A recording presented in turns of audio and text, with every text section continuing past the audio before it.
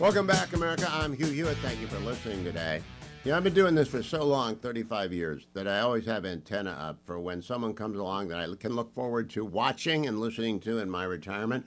That's why Guy Benson's been a host here, Mary Catherine Ham. It's why I bring on all the youngs, I call them, whenever I find them. One of them is Shermichael Singleton. And I see Shermichael Singleton on CNN, and I say, that guy's got juice. Shermichael, welcome to the Hugh Hewitt Show. I just wanted to get to know you so we can call on you as needed. But I also want to know a little bit about you. How did you get into this business? No one really intends to be a commentator. Well, first of all, Hugh, thanks for having me on the program. I'm only 35, so I guess I think it's fair for me to say I've been a fan since I was a college-age student. Yes, probably in elementary school, I hope. Yeah. But my journey is actually quite fascinating. I had never planned to enter into sort of the commentary space of politics. My plan was always to be a behind-the-scenes guy, having worked on a number of campaigns.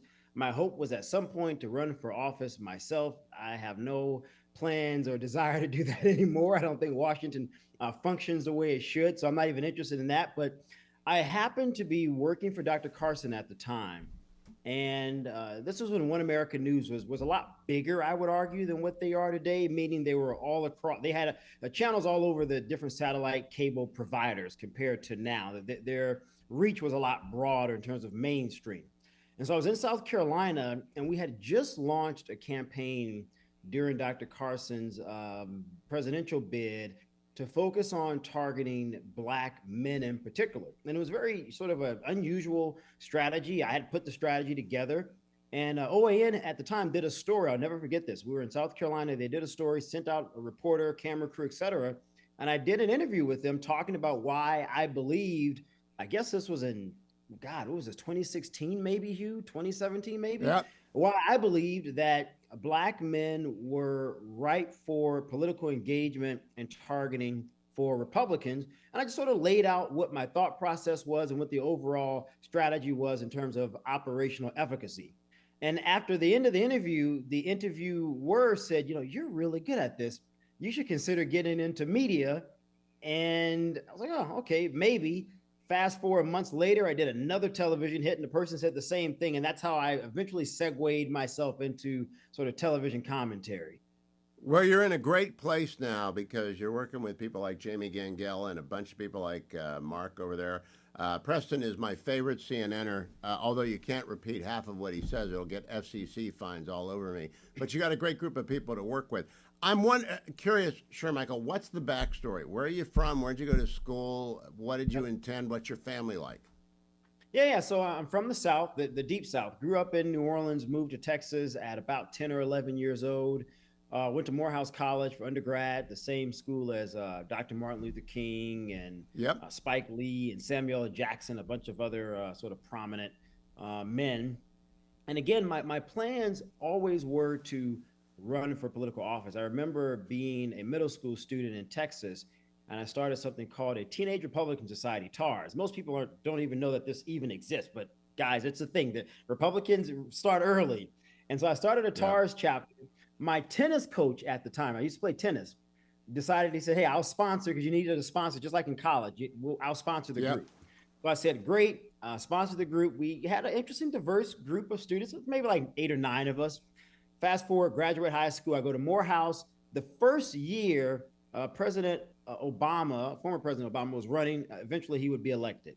I went to Morehouse and said, well, look, I'm a Republican, so I'm going to start a college Republican chapter, which was the most bizarre thing you can probably imagine. Historically Black college, starting a college Republican chapter in the age of what eventually would become the first Black president. Let me tell you, Hugh, it wasn't the easiest thing in the world, but I will say I got so much support from a number of my professors.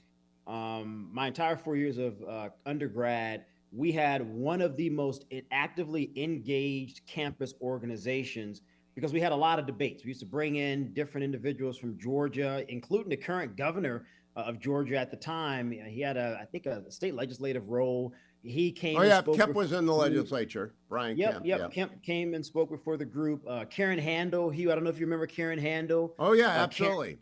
Karen financially supported us. I mean, so Sean Hannity, who at the time, or Handley was at the time, was the president of, I want to say, the Atlanta Young Republicans. So we had a lot of support. And a lot of folks, a lot of the guys, Morehouseman and all guys, campus would come to our events because we had robust debates about a plethora of things. And sometimes, things would get heated, but people enjoyed the fact that there was sort of that intellectual diversity. So you would think like, okay, black college, era of the first black president, there's no way in the world some guy who's trying to start a successful black college Republican chapter is going to work. And believe it or not, it worked well. And a lot of my friends, although they gave me a lot of hell about my views, they supported me. And it was, look, Sherm thinks differently, and that's okay. He's a smart guy. He can intellectually defend his positions. And as long as he can do that, he's okay with us. And so I had a successful 4 years, again, beyond, started working on presidential campaigns, started with Newt Gingrich my senior year at Morehouse.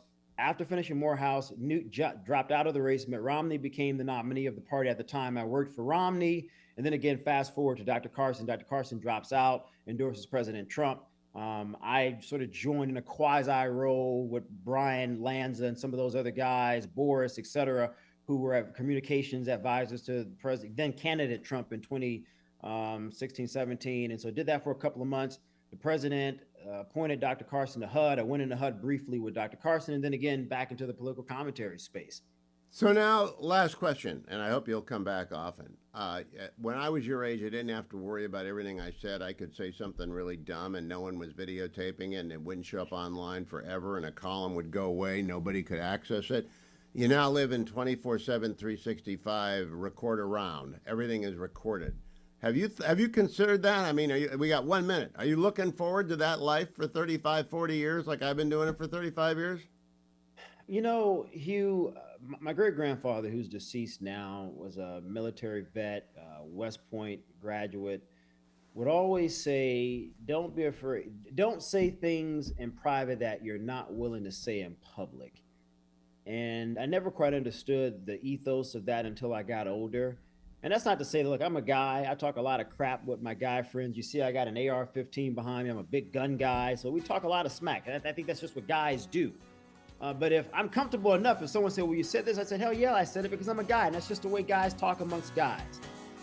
Well, that is great to hear. I look forward to having you back often when the issues are here. But congratulations. I'm so glad to see another generation of young and articulate center-right guys and gals rising up in the world of media. Shermichael Singleton. Follow him on X at Shermichael Singleton. Follow me in the next segment of today's Hugh Hewitt Show.